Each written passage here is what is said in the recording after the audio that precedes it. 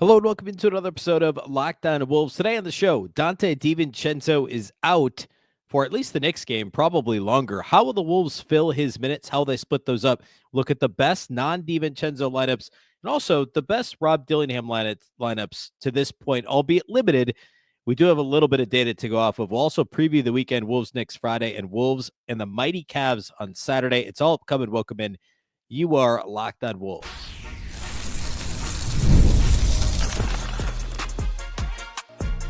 You are Locked On Timberwolves, your daily Minnesota Timberwolves podcast. Part of the Locked On Podcast Network, your team every day. Hello and welcome to the Locked On Wolves podcast, part of the Locked On Podcast Network, your team every day. My name is Ben Beecken. I'm the host of Locked On Wolves. Today's episode is brought to us by FanDuel. From the first whistle to the final drive, FanDuel makes the NFL playoffs even more exciting. Right now, new customers can bet $5 and get $300 in bonus bets if you win your first bet. Visit FanDuel.com to get started. Happy Friday, everybody. Happy weekend. Timberwolves have a big weekend ahead. It only gets tougher from here for the Wolves. They're at the Knicks tonight. We're going to preview that later in the show. They're at the Cavs on Saturday. We'll talk a little bit about that too. The Cavs coming off a loss to the OKC Thunder on Thursday. So we'll preview the weekend, but the big news right now is Donte DiVincenzo is out with that injury he suffered at the end of the Wolves loss to the Warriors on Wednesday. So I want to talk a little bit about what that impact is going to be. What's the trickle down on the Wolves rotation? And since we know he's out, does that mean Conley starts? Does something else happen to the lineup? Who needs to step up? And in light of that, what are their best lineups that don't involve DiVincenzo this year? And what about the lineups that include Rob Dillingham and not DiVincenzo? I found out a couple interesting things when I dove into that data. So we'll talk about that next, and we'll get to the preview in the weekend here in a little bit. A big thank you off the top for making Locked On Wolves your first listen every single day. Of course, this show is free and available everywhere. That includes YouTube as well as all of your favorite audio platforms. Wherever you like to listen to podcasts, you can find Locked On Wolves. You can also watch on the Locked On Sports Minnesota app on both Roku and Amazon Fire TV. And you can follow on X at Locked On T-Wolves and also at Beecken with 2 B's, 2 E's, CKEN. Also a reminder about the Locked On Wolves newsletter. Sign up at LockedOnDaily.com. You'll get a one-stop shop Timberwolves newsletter. It's your inbox every day, Monday through Friday. You'll get some notes from this show written by yours truly. You'll also get some links to other Timberwolves content around the web, plus some other national content a couple days a week as well, which is a really good read too. So subscribe to Locked On Wolves newsletter at LockedOnDaily.com. Okay, let's jump in. So Donte DiVincenzo, there wasn't any reporting. It was weird. The team announced that he was out before there was any other reporting, national or local, about like that he was actually injured and what the timeline would be. We still don't have any idea on the timeline, which is very strange. Typically, either the team or a reporter has said, it should be this long. Well, they're reporting it as a sprained big toe on, I think, his left foot. Remember, he got hurt the last Wolves offensive possession of the loss to the Warriors when he went to the basket and could have been a foul called. He made a tough layup, was almost fouled, and then came off the floor for the final, for the final second of the game or whatever. Or I guess it was right before the free throws. Doesn't matter. Final 5 seconds of the game when he made that layup. And there was no reporting on it at all. And I said on the show on Thursday, the post-game pod from Wednesday night's loss, hopefully he's not actually hurt. Hopefully it's not long-term, but he looked like he was in pain and he came off the floor. Sure enough, he's hurt a sprained toe. It's similar to a turf toe type injury that you see frequently in football. It's painful. It sounds like it's not a big deal, but think about if you have ever played basketball, when you cut, think right now, just with your feet, what do? Well, you push on the balls of your feet, right? And your toes, and it's your big toe, that your great toe, as they're officially calling it, that bears the brunt of that weight. So no idea if I'd be shocked if he played this weekend. If he's missing, they've already ruled him out for the return to New York, which I'm sure he was psyched about playing in. I mean, I'm sure he's not going to play Saturday at home against Cleveland, which, who knows when he plays next. And so that's a big deal. And DiVincenzo, tied for the team lead in points on Wednesday, had 28 points has been playing great lately. Much has been said, and we talked a lot on this show about how much better he's been lately. He's been like 43, 44% from three over his past 12, 15 games, whatever it is. And he's looked a lot more like the Donte DiVincenzo of the New York Knicks from last year than the Donte DiVincenzo of the first 6-8 weeks in a Timberwolves uniform. And I think Jack Borman talked about on the postcast, which again, we go live with the Locked On Wolves postcast on Locked On Sports Minnesota on YouTube after pretty much every Wolves game. And then that audio, it's actually, I guess it would be 2 episodes ago in this feed because I had my show published Thursday. But you can listen to Jack join Luke Inman. And I think Jack talked a little bit, if I remember right, about how Donte really should be the number 2 scorer for this team. And that offense should run through him even before it runs through, say, Julius Randle, just because of how Donte DiVincenzo fits with this team and also what he showed last year with the Knicks. And here he is now hurt. We don't know for how long. So what I wanted to do is look at like what were the best lineups that did not involve Donte DiVincenzo. And then I also wanted to look at lineups that involve Rob Dillingham and not DiVincenzo. So let's start with DiVincenzo lineups, period. And then we'll talk about Dillingham. So, of course, there's actually only 2 Timberwolves lineups to this point that have played at least 100 possessions together that don't involve Donte DiVincenzo. And 100's a little bit arbitrary. I use it because that's what Cleaning the Glass uses as a threshold to where they show percentile ranks compared to all other lineups in the NBA that have played at least 100 possessions together. So, because I guess they've determined that's a nice round number that's also a decent enough sample to look at percentiles. So, like, there's one non-DiVincenzo lineup that's played 98 possessions together.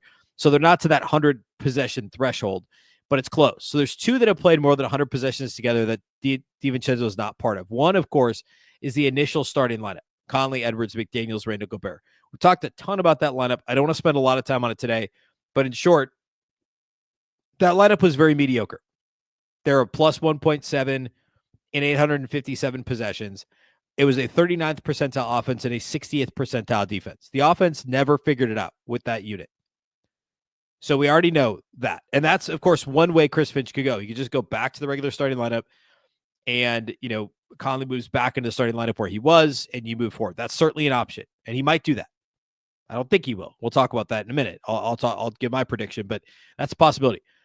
The next lineup has only played 177 possessions together. It's by far the second most used non-Donte lineup, if you will, but still like a quarter of the possessions that the other lineup that I just mentioned, the former starting lineup, has played together. So this lineup is, well, I guess it is that lineup, but it's with Alexander-Walker instead of Mike Conley. It's Nickeil Alexander-Walker plus Ant, Jaden, Randle, and Rudy. And that lineup is actually pretty successful. It's a 71st percentile lineup. They're a plus 9.6. Offensively, they're still not good. They're actually slightly worse than the aforementioned former starting lineup, 38th percentile, but they're 79th percentile defensively. Like 9+ points better per 100 possessions defensively than the former starting lineup. They haven't shot the ball well as a unit, which makes sense because you're like, it's Ant and Alexander-Walker and a bunch of mediocre shooters. Like Rudy's not a shooter. Randle's a pretty meh shooter, and Jaden's been bad the last couple of years as a shooter. So, of course, your effective field goal percentage isn't going to be great, but they have a good offensive rebound rate. They get to the line a bunch. Makes sense. And defensively, they're very good. The next most used one is the 98 possessions one, and that's Ant, Nickeil, Jaden, Julius, and Naz instead of Rudy Gobert. And that unit's a plus 6.6.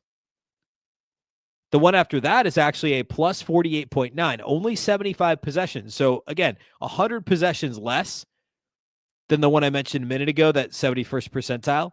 But that lineup is Conley, Edwards, McDaniels, Reid, and Gobert. So the former starting lineup, but with Naz instead of Julius Randle. So that's an option too. I think that's probably the least likely option of those. But like that's one of the things we've talked about on this show and others have talked about too is why not put Naz Reid in the starting lineup? Now, you lose Donte from your bench. You probably, or well, I guess you lost him from your bench a couple weeks ago and you moved to the starting lineup. Do you also now want to remove Naz Reid from the bench? I mean, you'd be replacing him with Julius Randle, who in theory then becomes your not in theory, he would be your sixth man, your scorer off the bench, etc.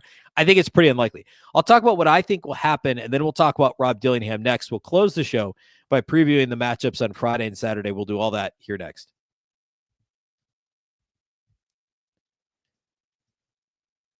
Today's episode of Locked On Wolves is brought to us by our friends at Robinhood. With Robinhood Gold, you can now enjoy the VIP treatment, receiving a 3% IRA match on retirement contributions. The privileges of the very privileged are no longer exclusive. With Robinhood Gold, your annual IRA contributions are boosted by 3%. Plus, you also get 4% APY on your cash in non-retirement accounts. That's over 8 times the national savings average. The perks of the high net worth are now available for any net worth. The new gold standard is here with Robinhood Gold. To receive your 3% boost on annual IRA contributions, sign up at Robinhood.com/gold.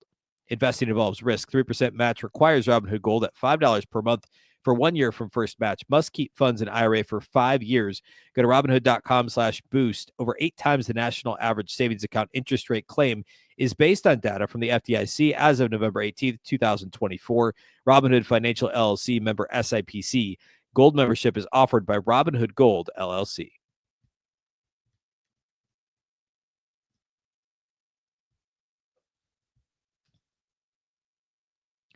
All right. So here's what I think. Well, actually, let's talk about Dillingham before we talk about what I think is going to happen. Because there is a world, and clearly folks on X are clamoring for Rob Dillingham to start. Why not, right? I think it's pretty unlikely he does. Now, here's where I started with this. I'm gonna take you through my journey on cleaning the glass. It's a short journey, but it's interesting. So I first started by plugging in on cleaning the glass. You can very specifically put on court, off court. You can go by position, whatever. So I started by putting Rob Dillingham on the court. Every possession played with Rob Dillingham on the court. And I was like, oh man, this is even worse than I thought. 196 possessions with Rob on the court. First, not first like best, but like first percentile, one percentile, a minus 20.9 are Rob Dillingham lineups. Third percentile offensively, fifth percentile defensively, miserable, right? So then I was like, all right, I looked at the lineups a little bit. I saw that the top two both had Donte DiVincenzo in them, and there were others with DiVincenzo. So then I was like, well, if DiVincenzo's out, we're going to get Rob with no DiVincenzo. Like, what'll this whittle this down to? I was thinking he probably has played well over, 3/4 of his possessions with Donte. Well, I was wrong. So Rob on the court, just straight up Rob Dillingham lineups, 196 possessions, one percentile, first percentile. Rob without Donte DiVincenzo takes it down to just 89 possessions. So a painfully small sample size, painfully small, like essentially a half of basketball, right? So I'm acknowledging this. I'm saying this. I get it, whatever. But it's roughly half of the possessions that he's played without DiVincenzo. And those lineups in this painfully small sample are a 99th percentile, a plus 17.9. So Rob lineups total, again, I'll say it again, 196 possessions, first percentile, a minus 20.9. Rob possessions with no Donte DiVincenzo are 89 possessions, 99th percentile, a plus 17.9. So you go from a minus 20 to a plus 18. Now, which lineups are those? Well, there's a bunch that have around, give or take, a dozen possessions. The most used has only played 16 possessions. It's Dillingham, Anthony Edwards, Nickeil Alexander-Walker, Julius Randle, and Reid. The next most is one possession less. It's even slightly better, a plus 60.5 net differential. Dillingham, Edwards, Alexander-Walker, Reid, and Rudy Gobert. So a big lineup. Well, actually not that big of a lineup, but both Nas and Rudy on the floor together. And then you go on down the line, and it's most of them have Ant. Most of them have Nas. In fact, I think all of the top, 7 of the top 8 lineups include Reid. So all that to say, and I don't know, again, I haven't gone back and watched the 200 possessions that Rob Dillingham's played this year, but I would bet that it's partly because the minutes he's playing with Donte, it's just a smaller backcourt. There's less size to wreak havoc on opposing offenses. That's probably part of it. And then also, who's playmaking in those scenarios, right? Like another way to dice this would be look at Rob and Anthony Edwards' minutes together And Rob and Anthony Edwards minutes together are in between the two. 62nd percentile +2. The offense hasn't been good, but the defense has been good. And those lineups all include either McDaniels or Alexander-Walker. Some, I guess some do include DiVincenzo. But all that to say, Rob's not going to guard the primary ball handler for the other team, even if he's a starting point guard. He's not. So what do I think is going to happen? I think the most likely scenario is that Nickeil Alexander-Walker starts. And Rob Dillingham is going to play off the bench. Nas will stay on the bench. And your bench unit becomes, with obviously no DiVincenzo, Conley's still part of that unit. So you're talking Mike Conley, who is your backup point guard in this scenario. Mike Conley, Nas Reid, Rob Dillingham, and then possibly Josh Minott. We'll talk about the matchups this weekend here in a minute. I think that the Knicks matchup maybe isn't that bad for Dillingham. I actually think that's a better matchup for him than the Cavs matchup, because the Knicks have, outside of, well, I would include Jalen Brunson.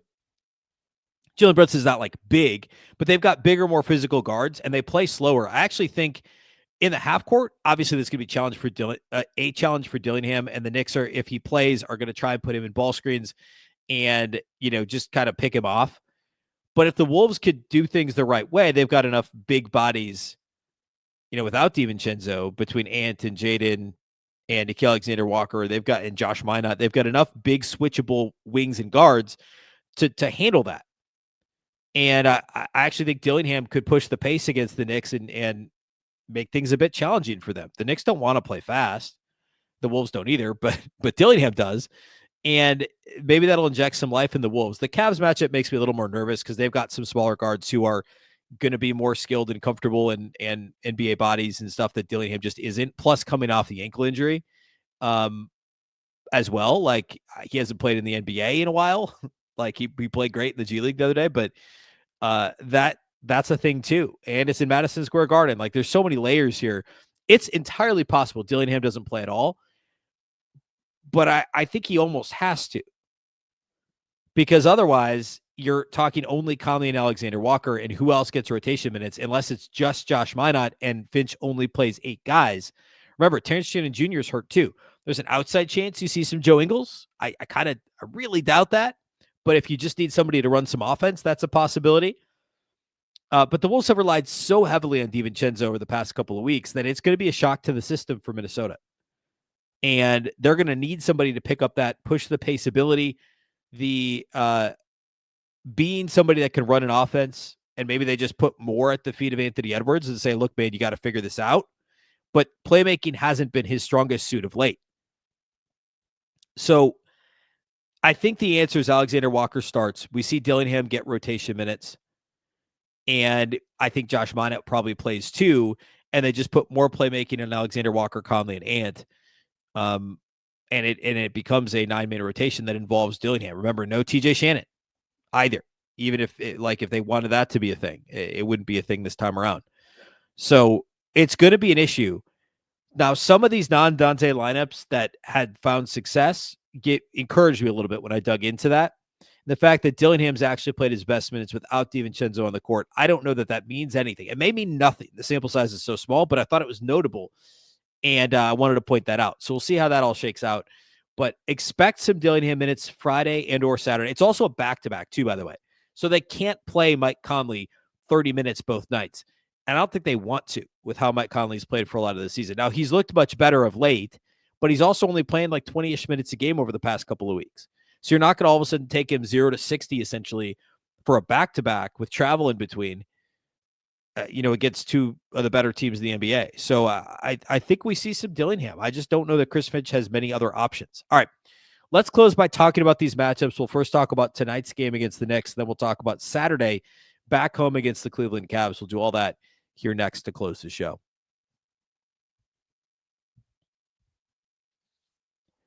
Today's episode of Locked On Wolves is brought to us by our friends over at Skims. When I found out Skims was making underwear for men, I have to say, I was intrigued. I've heard a ton about their quality from friends and family, and I had to give it a try. And let me tell you, it definitely lives up to the hype. I've always had issues with underwear. I'm sure I'm not the only one, because fit and comfort are paramount when it comes to underwear and finding the style that suits you best. But it's hard to find the right underwear. Skims, though, changed all of that. Their men's line offers something for everyone, from boxer briefs to classic briefs, all designed with the perfect balance of comfort and style. I tried the Skims Stretch 5-inch boxer brief. I like the stretch ones. I like the material. They feel a little bit more like the material that they make like workout underwear out of, but they're not that. They're actually like real underwear. I'm absolutely hooked. They're super comfortable. They move with me. They never lose their shape. They stay in place all day. If I'm just running around working, doing errands, working around the house on the weekend, whatever, they're the most comfortable and reliable underwear ever. Plus, the lightweight material feels amazing, almost like you're wearing nothing at all. Shop Skims men's at skims.com/LockedOnNBA and Skims stores. Let them know that we sent you after you place your order. Select podcast in the survey and select this show in the drop-down menu that follows. Again, shop Skims men's at skims.com/LockedOnNBA and also at Skims stores and online. You can let them know that we sent you by selecting podcast and then pick Locked On NBA, Locked On Wolves in the drop-down menu that follows. Today's episode of Locked On Wolves is also brought to us by our friends over at FanDuel. From the first whistle to the final drive, FanDuel makes the NFL playoffs even more exciting. Right now, new customers can bet $5 and get $300 in bonus bets if you win your first bet. That's $300 to keep the action going. The FanDuel app is easy to navigate. The variety of bets keeps every game exciting. Plus, when you win, you get paid instantly. No waiting around for your winnings. Whether you're betting on your favorite team or just looking to add some extra excitement to the playoffs, FanDuel has you covered. This weekend, first game of the weekend is once again the Texans on the road at the Chiefs. Chiefs are favored by 8.5. I actually feel decent about that. Chiefs minus 8.5. I don't mind it at all. Lions at home against the Commanders. I don't know about 8.5. That's the same line. Kind of like Commanders plus 8.5. Then on Sunday, you get Rams at Eagles. I like Rams plus 6.5 at the Eagles. That line is a lot higher than I expected it to be. I know the weather and Stafford and everything, whatever. I like the Rams in that one. And then Ravens minus 1.5 at Buffalo. I probably go Ravens minus 1.5 in that one. So I guess I'm taking what? I'm not taking, there's only one home dog, I guess. Anyway, those are my picks for the games. Go check it out at FanDuel. Just visit FanDuel.com to join today. Get started with $300 in bonus bets. That's FanDuel.com. Make this playoff season unforgettable with FanDuel, an official sportsbook partner of the NFL.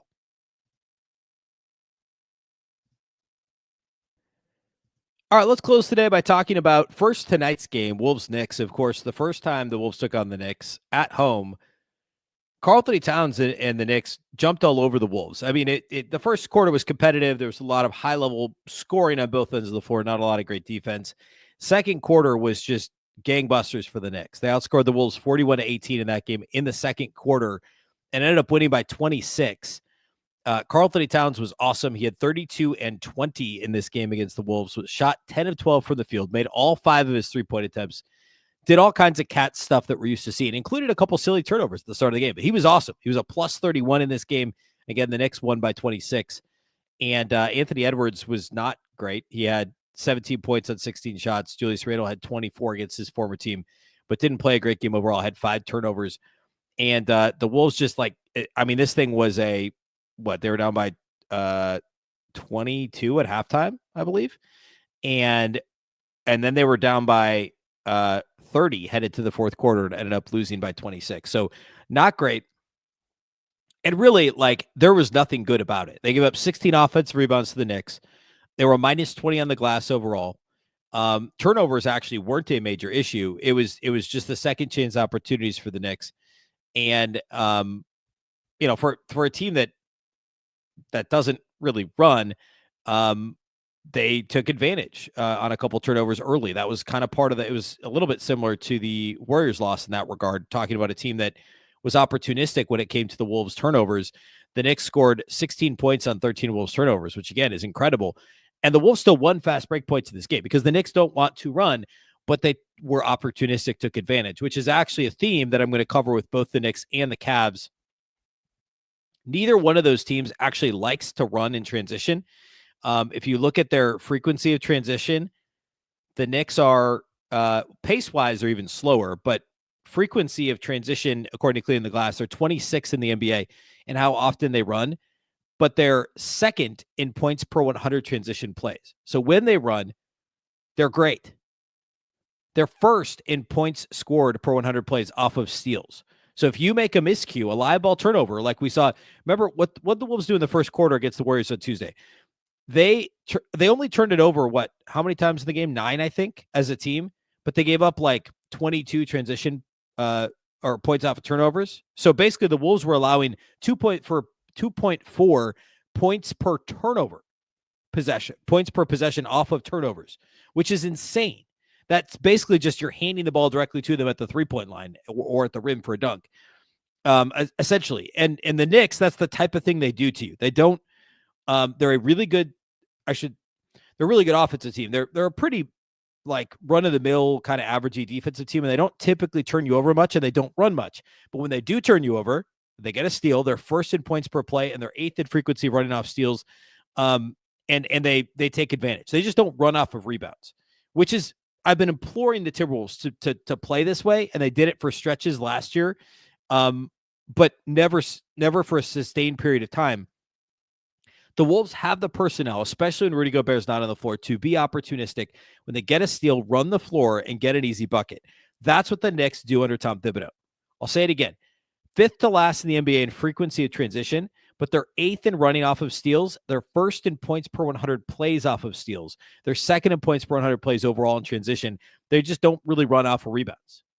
And that's what the Wolves need to look out for, is a team like the Knicks that doesn't run, taking advantage of the sloppiness that the Wolves often show. And Donte's can be a culprit when it comes to turnovers. He wasn't bad against Golden State, but occasionally he is. But I don't think that's going to be a problem that's less serious. Now, that's another reason why having Rob Dillingham on the floor would be great. And I said that in the Pelicans game when he was hurt and unavailable, like having a guy who can break a press by himself, who can split a trap by himself because his handle's so good and he's so small. This is one of those where I think Dillingham could be effective doing just that against a team like the Knicks. I believe that. And they're not going to start him. I'm not saying he's going to play 30 minutes at all. I just think if there's ever a moment, this is the moment, and the matchup could kind of work. And they may just need him straight up. So my keys to this one would be don't turn the ball over. And again, it's not because the Knicks turn you over a ton, but they score when they do. And the Wolves had such a bad problem allowing turnovers to turn into points for the Warriors on Tuesday that it's extra important they don't turn it over. Another thing would be don't foul. The Knicks get to the line a fair amount as an offense. They're in the top half of the league in free throw rate. And, no Karl-Anthony Towns. I should have said this at the beginning. Towns is questionable. He's got the bone chip in his thumb reportedly, and he didn't play last game for the Knicks in Philadelphia, but he's questionable to play. So he may play. If he doesn't, then it's really Jalen Brunson is like the guy that's going to, that you worry about getting to the free throw line. That's kind of it. And so defend without fouling. Do your best to not foul Brunson. This is a team that doesn't shoot a ton of threes, but they're very accurate when they do. And obviously Towns is a huge part of that. Dude shooting 45% on 3-point attempts this year, which is just bonkers. He's only shooting 5 a game, but 45% Towns is on threes. And the Knicks only have, a couple of rotation guys below league average. And it's in terms of 3-point percentage, Mikal Bridges and OG Anunoby. So defend without fouling. Don't, no live ball turnovers are the two biggest things. And those are the two biggest things to me. It just did don't fall apart in the first quarter like they did against the Warriors, in the second quarter like they did against the Knicks the last time they played them. They just have to be more solid. All right, quickly on Saturday, because I won't have another show between now and the Saturday game against the Cavs. The Cavs, of course, are just insanely good, and they came into Thursday night against the Thunder with only 5 losses. They did lose by 20 in OKC on Thursday night. Of course, they had beaten OKC in Cleveland a week and a half ago. The Cleveland matchup for Minnesota, in theory, it's not a bad matchup. I think that the Wolves should be able to handle it well because of the size of their front court, because of how good their perimeter defenders are. But the Cavs have just been so unbelievably good this season. They're by far the best offense in the league. They do it by making every 3-pointer they shoot. I mean, they're 40% from 3. They are a team who's only got one rotation guy that's easily below league average from 3, and that's Sam Merrill. Everybody else, and Jared Allen doesn't shoot threes. Everybody else is lights out. Like, listen to this list of guys over 40% that are all rotation guys. Karis LeVert, Evan Mobley, Isaac Okoro, Darius Garland, Ty Jerome, Donovan Mitchell are all over 40% from 3. Donovan Mitchell is shooting a career best nearly 41% from outside the arc, 40.8%, and he's shooting 9 threes per game. I'd say he's having his best offensive season overall of his career to this point. Darius Garland's been awesome. Okoro, 43% from 3 when he was drafted, 5-6 years ago. Nobody thought he'd shoot the ball that well. Evan Mobley, a nice resurgent season after a bit of a rough one last year. Karis LeVert, great to see him actually healthy. Like, this is just a really good team, very well coached by Kenny Atkinson. They're also a top 10 defense, which is probably the thing the Wolves need to worry more about because their offense has struggled so much. Defensively, and this is crazy because their offense is so good, but defensively, they're top 10 in forcing turnovers. They're 11th in opponent free throw rate. They're 10th in opponent effective field goal rate. So they make you make mistakes. They make you take tough shots, and they don't foul you very often. I don't really know what to say for keys to the game against Cleveland. Cleveland is like, they're happy to play fast, so you want to be careful to not get into a track meet with them. Whereas with the Knicks, you could be opportunistic. You don't want to do that against the Cavs. And defending the three-point line is paramount. Every single dude that's on the floor can shoot the 3, except for Jared Allen, and he's not out there anyway. And Sam Merrill, like, he can still make them. He's almost 34%, right? So basically, everybody's a closeout all the way, like a full closeout guy. That's going to be huge. And then, the Cavs aren't a huge offensive rebounding team, but because they're so good offensively and they're such a good three-point shooting team, they just have to rebound the basketball, get 50-50 balls. The same stuff I feel like I'm saying every time. It's so important against a team that's such a good shooting team. You can get away with it against, like, the Pelicans because they can't make threes anyway. You can't get away with it against the Cleveland Cavaliers and their 34-6 record. Now, they have lost 2 out of 3. They lost to the Pacers on Sunday, beat them the next time out, and then lost to OKC Thursday. So perhaps they're on a bit of a downswing, but I wouldn't necessarily count on that. All right.